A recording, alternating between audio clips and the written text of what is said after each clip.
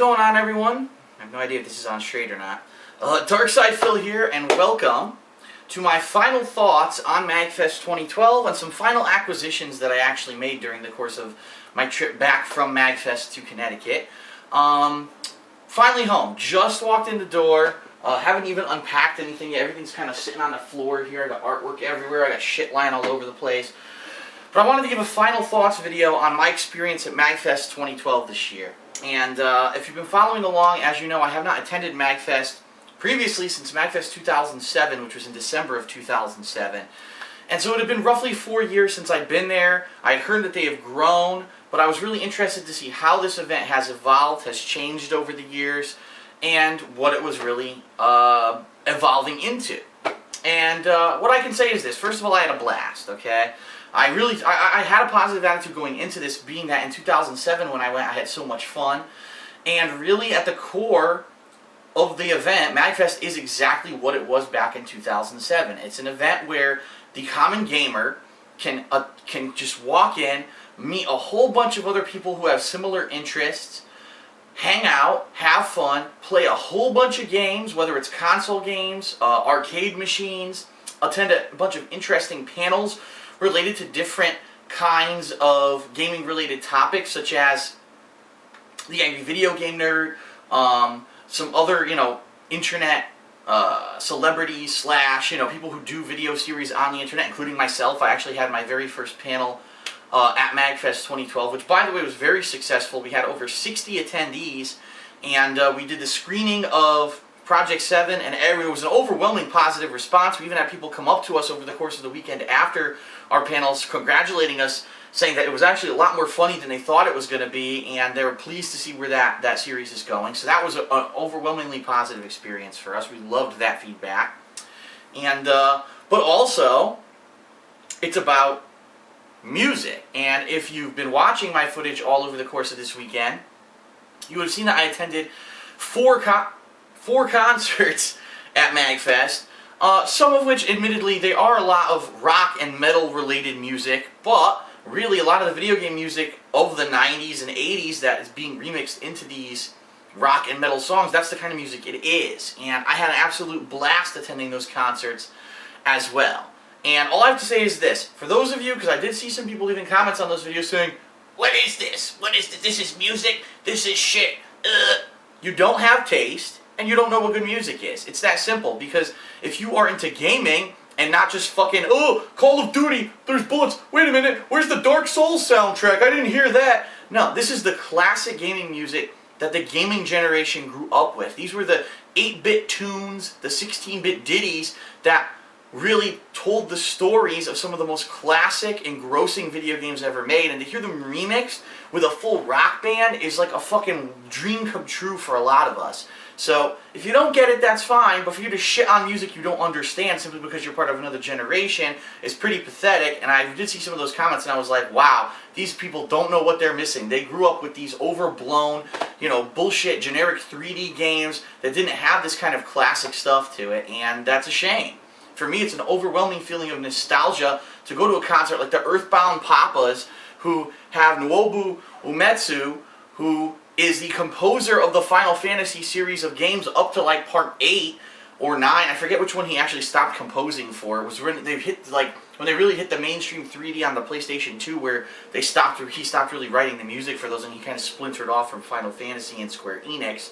But to hear him play the classic music from the games I grew up with his own band, people who used to work for Square Enix, just belting out these awesome remix tunes, was amazing. It was an amazing experience. And if you haven't seen it yet, you have to watch it. I don't understand how people, who is this old asshole on the stage? Are you that fucking stupid and ignorant you don't understand who this is? This is a guy who created gaming culture through his mind and his compositions. This guy is a major part of the development of video games into what they've become today. So, overall, what did I think of MAGFest? I had a blast. I had a lot of fun. I enjoyed meeting all the fans that I did, which I did. I met quite a lot of fans over the course of the weekend, and it was a lot of fun. I enjoyed signing stuff. That was great. I actually got to play a little bit of Capcom vs. SNK 2 and Super Turbo on cabinets, which I haven't done in quite some time. That was fun. Also got to hang out in the marketplace. I met up with some people who I haven't seen in quite a while, like the Pixel Papa and Square Painter, who are the guys who I buy art from. And just for the people, I know people have been asking for their information. Let me see if I can find their business cards here, because I do know that the Pixel Papa has a new Facebook page. I'm looking for a Square Painter's card here. Here it is. So I got that. And he gave me a new business card with a new Facebook page where he has all of his art up now, where you can see different examples of his artwork. I just have to find this card. Where the hell is it? I guess I probably should have prepared a little bit better for this video. But at the end of MAGFest, I was pretty much cramming everything I could into my bag. And now, of course, I can't find the goddamn business card that I know I have. It's just jammed into one of my bags here. And it is not immediately jumping out at me, and this is pissing me off. So I might have to actually put his information in the description of this. Oh, I found it. Okay. Sorry. Alright. If you're interested in the Square Painter, let me show you. Now that, of course, now I should have picked this up. The Square Painter is the guy who did my Super Mario Bros. 3 painting that's on the wall. He also did this one, which I have to find a new home for. Okay? Put that right there for now. You can reach him at squarepainter.deviantart.com. Or if you want to reach him personally through email, it's Adam.Shub, S-H-U-B, @hotmail.com, okay? Pixel Papa is the guy who makes the bead art. He made the Mega Man and Proto Man that are currently jumping on my wall on top of my TV. And he also made the Mega Man 2 painting. So I'll show you quickly. Of Airman fighting Mega Man with the Leaf Shield, which I purchased at MAGFest. Now this is cool. This is a collaboration because Square Painter did the painting of the background, and Pixel Papa actually did all of these bead art, okay? And in the future, they're going to be doing more collaborations with more elaborate things, including, I believe, they're going to do a whole layout of possibly all the Mega Man 3 boss battles. That's what they told me. And what the hell did I put the business cards? Oops. And they're looking to do that, but the cool thing is Pixel Papa actually takes requests. So if you have a request that you want to make something from a classic video game, and his motto is if it's pixelated, I can make it. So if it's something that's pixelated from a classic game and you want to make it, he can do it for you. So his new Facebook page, okay, is at Pixel Papa, and that's spelled Pixelpapa. So search for that, Pixel Papa, on Facebook, and you can see all different pictures of works that he's working on or that he's completed, and you'll get an idea, and you'll find a way to contact him as well. Wanted to give those guys plugs, because I've seen them several times now over the course of some conventions that I've been to, and they're really great at what they do. I mean, I've decorated my whole condo with their artwork, and I want to give them plugs. But it was cool to see them, hang out with them a little bit, and also to meet up with some of my older friends, to meet up with some other fans, to go out to dinner, and just to do awesome stuff and have fun. And that's really what MAGFest is all about. It's not about like New York Comic Con, or even so much as PAX or E3, where it's commercialized, where you're there to go to a vendor booth and to talk to the Nintendo rep and to see what it's not about that at all. It's just a celebration of the gaming community at its core. They actually shun that corporate stuff, and it's a lot more personal. Everyone there is nice. Like, let me give you an example. You're there during the concert. Sure, there's people who are trying to get close to the stage, but they all say, excuse me. They're all nice. If someone is annoying, you say something, they usually, oh, I'm sorry, and then they accommodate you. The whole time I had a bad back, as you know. I was able to stand there and record the concerts that I did, and no one bothered me. No one pushed me. It was a well-organized, well-behaved group of people. This is the kind of people that go to MAGFest. It was fun as hell. So I had an absolute blast, and I'm definitely telling you right now, I'm going to try to go next year. There's no reason not to. And it was a really overwhelmingly positive experience, and I give special thanks to the people who organize and run MAGFest every year. The new venue this year, the Gaylord Center, or the the Gaylord, that's funny, he said gay. Grow the fuck up, okay? It doesn't mean gay as in homosexual. It doesn't mean gay as in happy either. Gaylord is a name, assholes. How you not know that, I don't know. It's someone's name, so whoever built the center, probably, their last name was Gaylord or whatever, so it's the Gaylord Resort or whatever. But yeah, it's an amazing venue, huge. Even for the concerts that were the most packed, there was still room to move in the rooms. It's an amazing venue for them to move into. I can only see MAGFest getting bigger and better every year from now on, now that they've really stepped it up a notch, okay? So, it was a lot of fun, and the last thing I want to kind of sign off here with to end the whole trip is on the way back home, as you've seen if you've been following along with the footage, we actually stopped off in New Jersey to visit Jay and Silent Bob's Secret Stash, which is the comic book store owned by Kevin Smith, who is a popular writer, director of movies such as Clerks, Chasing Amy, Jay and Silent Bob Strike Back, Dogma, etc., etc., etc. And he's a huge fan of comics. He's written comics before. And as we went in there, I ended up picking up... I haven't bought comics in over a decade. Okay, I used to be huge into comics in the 90s. And then all of a sudden, right around the year, you know, the late 90s, early 2000s, the plot lines got so convoluted in the comics that I were following that I stopped reading them, okay? So this was a good time for me. I said, you know what? I want to catch up on some interesting comics that maybe I've missed out on. So I'm going to show you what I got. And I got a lot of stuff. First thing I got, it's called The Kingdom, okay? Now this is kind of like... It's the spiritual successor, if not the direct sequel, to Kingdom Come. Now, Kingdom Come was an alternate reality universe in the DC universe where all the popular DC heroes were in the future. A lot of them were retired, a lot of them had moved on to other things, and all of a sudden this new group of heroes were stepping up, but they were reckless. They weren't really in the same spirit of honor and tradition in the American way that the traditional DC heroes were.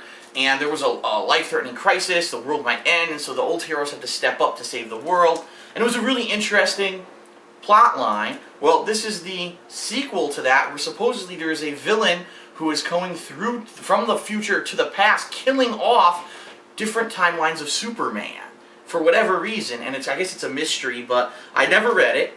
And I loved Kingdom Come, and I said, you know what, I'm going to grab that trade and I'm going to read that, and we're going to check it out. So I'm interested in checking this out. Now these next three are all in the same vein, okay? And first of all, you're going to be very surprised to hear this, I'm sure.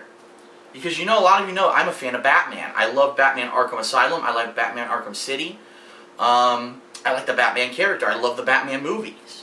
But you know what? I have never read a Batman comic book. I'm not kidding you.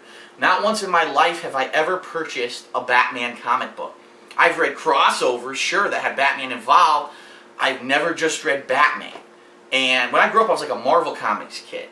So I missed out on a lot of the classic Batman storylines. So what I decided to do, when I walked into, you know, Jay and Silent Bob's Secret Stash, they had a lot of the trade paperbacks of some of the most lauded Batman storylines ever, which were written by Jeff Loeb and actually drawn by Tim Sale, okay? So I actually got all three of the damn things. I got The Long Halloween, I got Haunted Night, and I got Dark Victory. And I've never read any of these, and I can't wait to get into them because everything I've heard about them is that these are fucking great. And, you know, it even says that all these, of all the Batman stories, these are some of the best. So I can't wait to get into these, and I'm excited about that, okay? Another thing that I got, and this may be an epic fail, I don't know. A couple of years ago, DC Universe did this whole story of, they called it Infinite Crisis, where it looked like all these timelines were converging and all the DC characters were getting killed off, or all this crazy shit was going on. Then they had a countdown to a final crisis, which they said would be like Crisis on Infinite Earths all over again, where all the timelines are going to interfere with each other, and it was about... Then all of a sudden they had this future storyline where the Legion of Superheroes were attacked by Superman Prime, who's an alternate world Superman, and all this retarded shit, and it all ended in Final Crisis, okay? Which is what I got the trade paperback from. Which basically is like it was the final huge crazy thing going on in the DC Universe, and I believe it actually ended with Batman, Bruce Wayne's death. And I said, you know what, I'm not going to read all that insane backstory to try to figure it out. Let me just get the trade paperback of Final Crisis and read it, and see for myself, judge for myself how I think it went, because incidentally, after this, after just a little bit afterwards, they rebooted the entire DC Comics series, and now they've totally redone all 52, like original 52 comic series, and they've just started over. So either they really fucked stuff up, or they felt that this wasn't a good enough ending to the original DC Comics characters that they could actually start over. I don't know, but I wanted to judge for myself, so I got the Final Crisis trade paperback.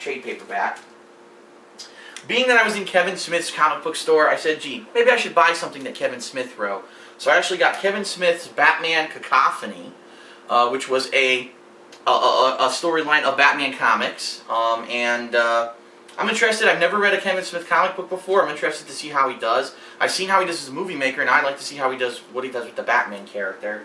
And then last but certainly not least, something that's not DC Comics, just for everyone to know, I got Teenage Mutant Ninja Turtles, the Ultimate Collection Volume 1, which includes issues 1 through 7 of their original Mirage Studios comic book run, plus a Raphael Micro Series one-shot, and some extra content as well. And this is in a book form, and they've actually blown it up, so you can see the pages are extra large. So it's pretty much like a collector's edition of the original 7 comics plus the Raphael one-shot that came out. I never read these. I grew up with the Archie Comics Teenage Mutant Ninja Turtles comic series, which was based off of the TV series. Had some different stuff in there, but it was heavily based off the TV series. This is the original comics that are dark and bloody and gory in a lot of places, and were actually a lot more adult-oriented than the cartoon and the movies ended up becoming adapted to for a kid audience. And I never read these, and I was always interested in them, but I never had access to them. And I saw this there, and I said, I'm getting it. So I bought a significant amount of comic books. Holy freaking shit. Look at this. That hopefully over the course of this year I'll have a chance to dig into and start reading. I definitely want to jump into some of this Batman in the Kingdom and just get into a lot of this. It's kind of tough when you have so much reading material. Like I've been reading Game of Thrones and I got hooked on that for a while, and now I got this stuff. So there's a lot of stuff going on, but I said, you know, when in Rome, do as the Romans do, and I bought a bunch of comics. Will this get me back into comics? Probably not. More than likely, maybe every couple of years I'll start reading some of the more heavily rated or classic stories in trade paperbacks like this. I'm too old to be collecting comics every freaking week, especially because there's no comic stores around me to even do that, and I don't want to do the digital thing. So, but I thought this was a cool thing to do, to jump into comics again, and I'm hoping that they're really good. So that's it for me for MAGFest, and my MAGFest trip is now officially over. We're going to get back into the swing of things. There will be a weekend preview coming up.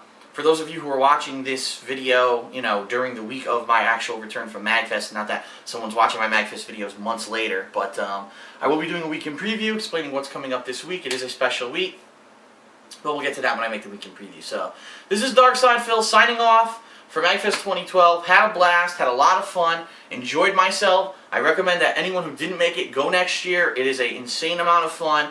So much to do.